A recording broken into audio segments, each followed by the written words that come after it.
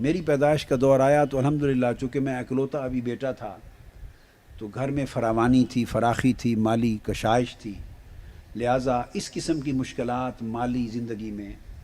وہ میری زندگی کا جو بچپن، لڑکپن ہے اور اوائل دور جوانی کا، اس میں نوجوانی کا وہ نہیں آئی۔ البتہ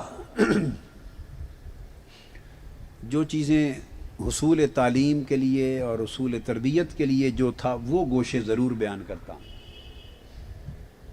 وہ آپ کے لیے اور طلباء طالبات کے لیے اور کارکنان کے لیے۔ بچپن سے جو ان کی تربیت جس انداز کے ساتھ انہوں نے دی، تو مجھے وہ زمانہ اپنی زندگی کا عمر کا یاد نہیں ہے۔ اتنی تھوڑی عمر تھی جب انہوں نے مجھے کسی دباؤ اور کسی حکم اور کسی سختی کے بغیر تہجد کے معمول پر ڈال دیا تھا،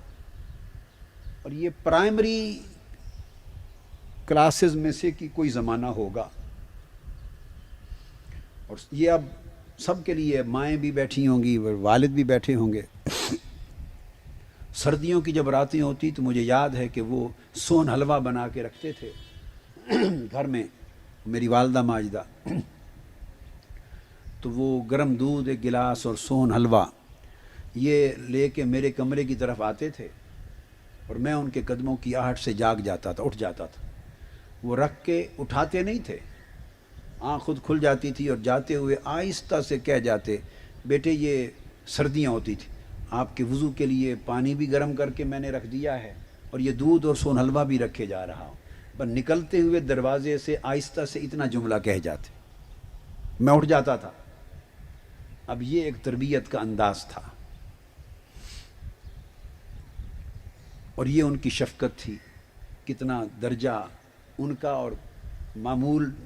میرا بنانے کے لیے اور ایک راہ پہ ڈالنے کے لیے کیا کچھ کرتے تھے۔ تو وہ دودھ اور سون حلوہ اہتمام سے دو کو کھلاتے تھے، ایک مجھے اس وقت، اور ایک ساری زندگی ایک بلی آ کے تہجد کے وقت ان کی گود میں بیٹھتی تھی، تو اس کو بھی بلانا کا سون حلوہ کھلاتے تھے اور دودھ پلاتے تھے۔ تو گویا ایک حصہ میرا ہوتا تھا اور ایک اس بلی کا ہوتا تھا۔